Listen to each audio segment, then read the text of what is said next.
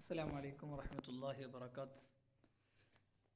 അൽഹംദുലില്ലാഹി റബ്ബിൽ ആലമീൻ. അസ്സലാത്തു വസ്സലാമു അലാ അഷ്റഫിൽ മുർസലീൻ വഅലാ ആലിഹി വസഹ്ബിഹി അജ്മഈൻ. അമ്മാ ബഅദ്. അടുത്തൊരു ഹിക്മത്തിലേക്ക് പ്രവേശിക്കാം. ലാ തതറഖബ് ഫറാഗൽ അഗ്യാർ ഫഇന്ന ദാലിക യഖ്തഉക അൻ വുജൂദിൽ മുറാഖബതി ലഹു ഫീമാ ഹുവ മുഖീമുക ഫീഹ്. ലാ തതറഖബ്, നീ പ്രതീക്ഷിക്കേണ്ട, നിരീക്ഷിക്കേണ്ട. ഫറാഗൽ അഗ്യാർ, അഗ്യാർ ഒഴിവാകുന്നതിനെ കാത്തിരിക്കണ്ട. നീ അഗ്യാർ എന്ന് പറഞ്ഞാൽ ഗൈർ, അള്ളാഹു അല്ലാത്ത മറ്റു ആഖിറത്തിനെ തൊട്ട് തിരിക്കുന്ന കാര്യങ്ങൾ, ദുന്യവിയായിട്ടുള്ള മറ്റു കാരണങ്ങളും വഴികളും തടസ്സങ്ങളൊക്കെ. അപ്പോൾ വിശിഷ്യ സൂഫികളുടെ ഒരു പ്രയോഗമാണ് അഗ്യാർ, അള്ളാഹു അല്ലാത്ത ബാക്കിയുള്ള സാധനങ്ങളൊക്കെ. അപ്പോൾ ഈ അഗ്യാർ ഒഴിവായിട്ട് ഞാൻ അമലിലേക്ക് മുന്നിടാം. ഏറെക്കുറെ നമ്മൾ മുമ്പൊക്കെ സൂചിപ്പിച്ച ഹിക്മത്തിൻ്റെ ഒക്കെ ഉള്ളടക്കം തന്നെയാണ്. അപ്പോൾ അഗ്യാർ, ഞാൻ ഇപ്പോഴുള്ള അവസ്ഥയിലെ ഈ വിഘ്നങ്ങൾ നീങ്ങട്ടെ, എന്നിട്ടടുത്തൊരു ഘട്ടത്തിൽ ഞാൻ അള്ളാഹുവിലേക്ക് അടുക്കാം.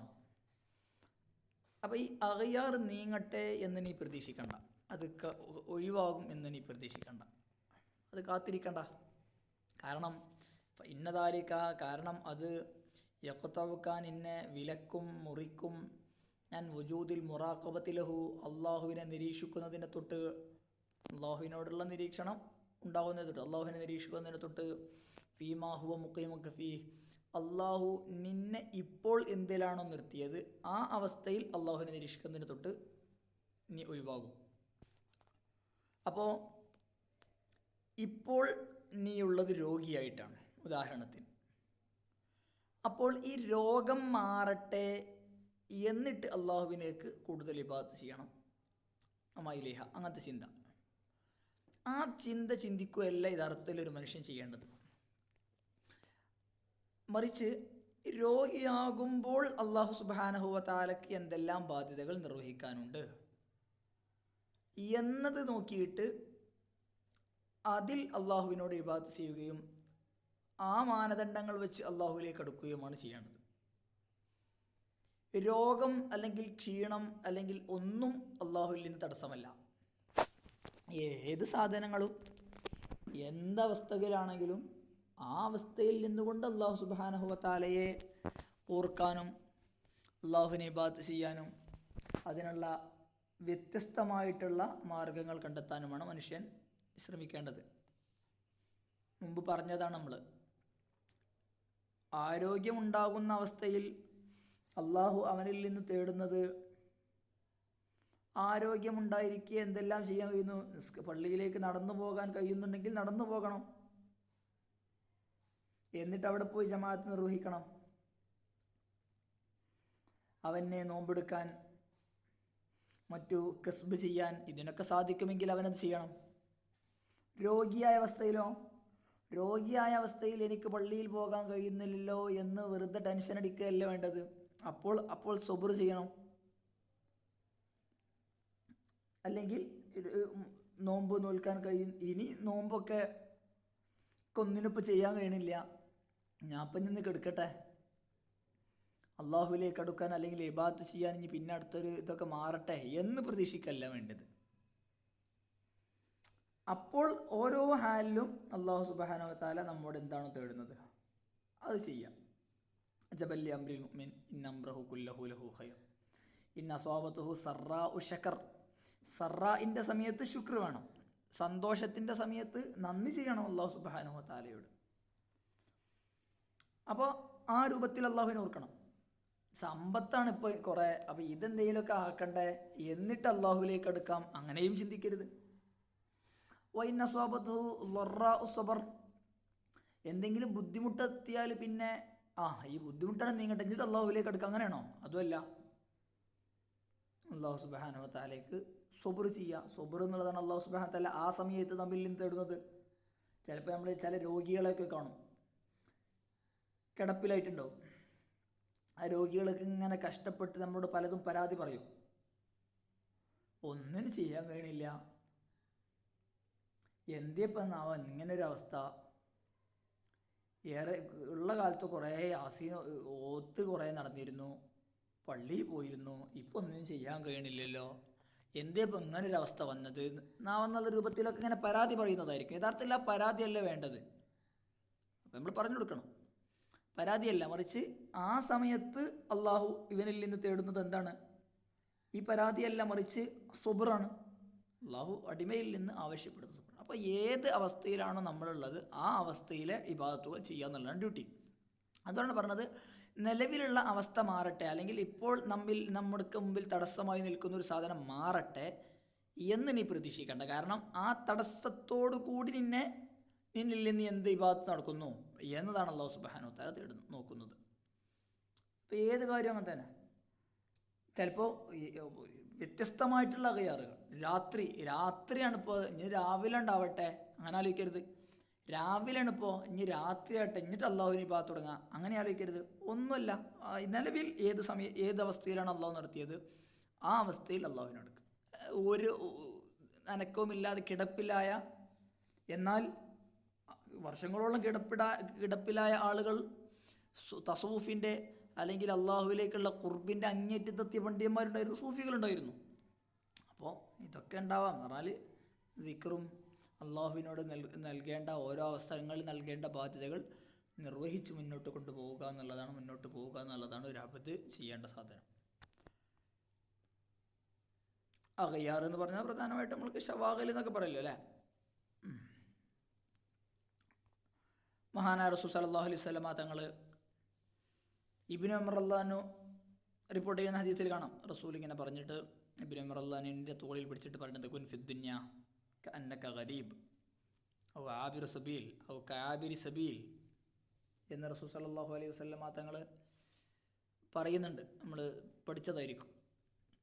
ഇബ്നു ഉമർ റളിയല്ലാഹു പറയുന്നുണ്ട്, ഇദാ അസ്ബഹത ഫലാ തൻതളിരിൽ മസാ വ ഇദാ അംസൈത ഫലാ തൻതളിരിസ് സബാഹ്.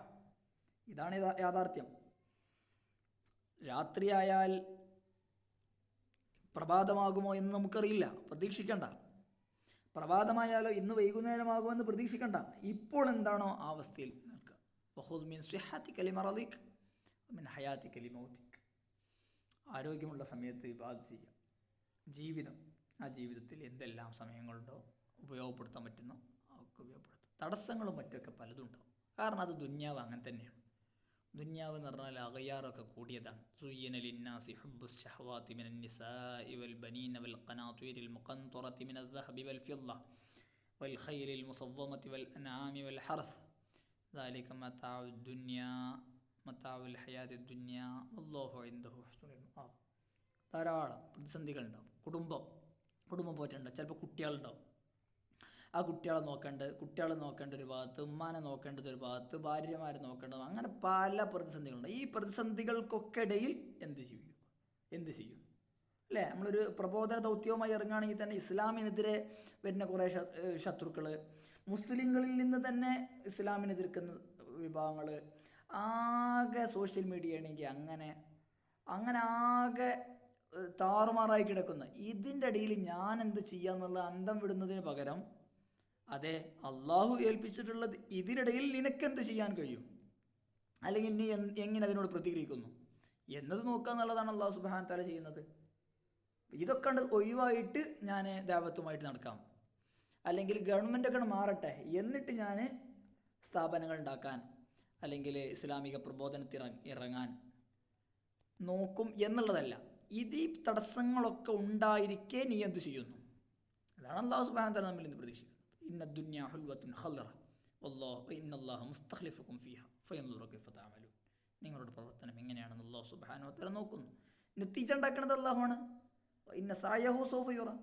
സഅയാണ് നമ്മിൽ നിന്ന് അള്ളാഹു സുബ്ഹാനഹു വ തആല തേടുന്നത്. അപ്പോൾ ആ സഅയ് മഷ്കൂറാകണം, അള്ളാഹുവിനെ പൊരുത്തപ്പെട്ട രൂപത്തിലാകണം. അള്ളാഹുവിൻ്റെ പരീക്ഷണമാണ് എല്ലാം. ധാരാളം പ്രതിസന്ധികളുണ്ടായിട്ട് ഇങ്ങനെ പ്രതിസന്ധികൾക്കനുസരിച്ച് ജീവിതം അവിടെ നിൽക്കുകയാണെങ്കിൽ ലോകം ഇവിടെ എത്തൂല, അല്ലെങ്കിൽ മുസ്ലിം സമൂഹം ഇവിടെ എത്തൂല. മുസ്ലിം സമൂഹം എവിടെയും എന്നും ഉന്നമനത്തിലെത്തിയത് എല്ലാ പ്രതിസന്ധികളെയും കവഞ്ഞു വെച്ചുകൊണ്ടായിരുന്നു. അതിനൊക്കെ മറികടന്നിട്ടായിരുന്നു മുസ്ലിങ്ങളെല്ലാം ഉന്നതിയിലെത്തിയത്. മോറിസ്കോകൾ സ്പെയിനിലെ മുസ്ലിം ഭരണം നഷ്ടപ്പെട്ടതിന് ശേഷവും നിർബന്ധിത മതപരിവർത്തനം വന്നപ്പോൾ മുസ്ലിങ്ങളായ ആളുകൾ, എന്നാൽ പുറത്ത് ക്രിസ്തുമതം ആയിട്ട് അല്ലെങ്കിൽ ക്രിസ്ത്യൻസായിട്ട് ഒക്കെ പ്രകടിപ്പിച്ച ആളുകൾ എല്ലാ പ്രതിസന്ധികൾക്കിടയിലും അങ്ങനൊക്കെ പ്രതിസന്ധികൾ നേരിട്ടിട്ടും ആ ഇസ്ലാമിൻ്റെ തനിമ കൈവിടാതെ മുസ്ലിങ്ങളാണെന്ന് എന്തെങ്കിലും അറിഞ്ഞാൽ കൊല ചെയ്യപ്പെടും. അങ്ങനത്തെ കാലങ്ങളോളം അത് തലമുറകൾക്ക് കൈമാറിയ, ഈ ദീനിനെ കൈമാറിയ, രഹസ്യമായിട്ട് ഇങ്ങനെ ജീവിച്ചു പോന്ന മോറിസ്കോകളെ അങ്ങനത്തെ ചരിത്രത്തിൽ ഇങ്ങനത്തെ കുറേ ധാരാളം ഉദാഹരണങ്ങളുണ്ടാവും. അബ്ദുറഹ്മാൻ ദാഖലിൻ്റെ കഥ അറിയാം നമുക്ക്. ഉമവിയ്യ ഭരണകൂടം കഴിഞ്ഞ് അബ്ബാസിയ ഭരണകൂടത്തിൻ്റെ തുടക്കകാലത്ത് ഉമവിയ്യ ഭരണകൂടത്തിലെ ശേഷിക്കുന്ന കുടുംബത്തെയും മറ്റൊക്കെ നടന്നു കൊല്ലുന്ന സന്ദർഭങ്ങളുണ്ടായിരുന്നു. അബ്ദുറഹ്മാൻ ദാഖൽ എന്ന് രക്ഷപ്പെട്ട് മൊറോക്കോയിലെത്തുന്നുണ്ട്. അദ്ദേഹത്തിൻ്റെ യാത്രക്ക് അതിസാഹസികമാണ്, നമുക്ക് ചരിത്രത്തിൽ വായിച്ചെടുക്കാൻ സാധിക്കും. കടലിലേക്ക് എടുത്തു ചാടുന്നതും നദിയിലേക്ക് എടുത്തു ചാടുന്നതും അങ്ങനെ സഹോദരന്മാരൊക്കെ കൊല ചെയ്യപ്പെടുന്നതും കൺമുന്നിൽ കൊല ചെയ്യപ്പെടുന്നതും മറ്റൊക്കെ ആയിട്ട് അദ്ദേഹം ഇങ്ങനെ അവസാന യാത്ര ചെയ്ത് മൊറോക്കോയിലെത്തി. അവിടെ മുസ്ലിം സ്പെയിനിൻ്റെ ഒരു കാരണം അബ്ദുറഹ്മാൻ ദാഖൽ, അവിടെ പോയിട്ട് ഉമവിയ്യ ഭരണം സ്ഥാപിക്കുന്നുണ്ട് അബ്ദുറഹ്മാൻ ദാഖൽ. അദ്ദേഹം ഇല്ലായിരുന്നെങ്കിൽ മുസ്ലിം സ്പെയിന് എന്നൊരു അധ്യായം തന്നെ തുറക്കപ്പെടില്ലായിരുന്നു എന്നൊക്കെ ചരിത്രത്തിൽ കാണാം. അങ്ങനെ തുടങ്ങി ഏത് ചരിത്രങ്ങളൊക്കെ നമ്മളെ മുസന്നഫാത്ത്, നമ്മുടെ മുസന്നിഫീങ്ങളിൽ നോക്കുകയാണെങ്കിൽ സബ്റുൽ ഉലമായി അല ഷദാഇദിൽ ഇൽമ് അല്ലേ, അങ്ങനെ ഒരു കിതാബ് തന്നെ ഉണ്ട് നമ്മളെ അബ്ദുൽ ഫത്താഹ് അബൂ ഖുദ്ദ. അങ്ങനെ നമ്മൾ ഓരോ പണ്ഡിതന്മാരുടെ ജീവിതം നോക്കുമ്പോൾ ആദ്യകാലത്ത് പല നിലക്കുള്ള പ്രതിസന്ധികൾ, വിശപ്പ്, രാഷ്ട്രീയമായിട്ടുള്ള പ്രശ്നങ്ങൾ, എല്ലാ അർത്ഥത്തിലും ഇങ്ങനെ പ്രതിസന്ധികൾ നേരിട്ട, എന്നാലോ ആ പ്രതിസന്ധികളിൽ ഈ പ്രതിസന്ധികൾ മാറിയിട്ട് എന്തെങ്കിലും ചെയ്യാൻ അവർ കാത്തിരിക്കുകയാണെങ്കിൽ ഈ സമൂഹത്തെ ഒന്നും ലഭിക്കില്ലായിരുന്നു അല്ലേ. മബ്സൂത്തിനെ കുറിച്ചൊക്കെ കാണാം. ഇമാം സറഖ്സി ഇമാമിൻ്റെ മബ്സൂത്ത് അതിവിശാലമായിട്ടുള്ള ഹനഫി മദബിലെ കിതാബാണ്. അദ്ദേഹം ജയിലിൽ നിന്നാണത് രചിച്ചതെന്നാണ്. ജയിലിൽ എന്ന് പറഞ്ഞാൽ അദ്ദേഹത്തെ കിണറ്റിൽ പാർപ്പിച്ചിരുന്നു എന്നുള്ളതാണ്, അങ്ങനെ ഒരു ബന്ധനസ്ഥനാക്കിയിട്ട്. അപ്പോൾ അവിടുന്ന് ഇങ്ങനെ ഇംല ചെയ്തിട്ട് ചൊല്ലിക്കൊടുത്തിട്ട് എഴുതിയെടുത്തതാണ് കിതാബുൽ മബ്സൂത്ത് എന്നൊക്കെ കാണാം. അപ്പോൾ എല്ലാവിധ പ്രതിസന്ധികൾ നേരിടുമ്പോഴും അതിനൊക്കെ വകഞ്ഞു മാറ്റി ആ സമയത്തും തന്നെ തങ്ങൾക്ക് എന്ത് ചെയ്യാൻ കഴിയും എന്നതാണ് എല്ലാ സമൂഹവും നമ്മുടെ അയിമ്മത്തും നമ്മുടെ നേതാക്കന്മാരും ഒക്കെ നമുക്ക് കാണിച്ചു തന്ന മാതൃകകൾ. അപ്പോൾ അതാണ് യഥാർത്ഥത്തിൽ ഈ ഹിക്മത്തിൻ്റെ ഒരു ഉള്ളടക്കം. നമ്മൾക്ക് അഗയാറുണ്ടായിരിക്കാം, ആ അഗയാറിൽ ഉള്ള സമയത്ത് അള്ളാഹു സുബ്ഹാനഹു വ തആലയ്ക്ക് എങ്ങനെ കീഴ്പ്പെടുന്നു എന്നത് നോക്കുക എന്നുള്ളതാണ് അള്ളാഹു നമ്മിൽ നിന്ന് ആവശ്യപ്പെടുന്നത്. ഓക്കെ, ശുക്രൻ. അസ്സലാമു അലൈക്കും വറഹ്മത്തുള്ളാഹി.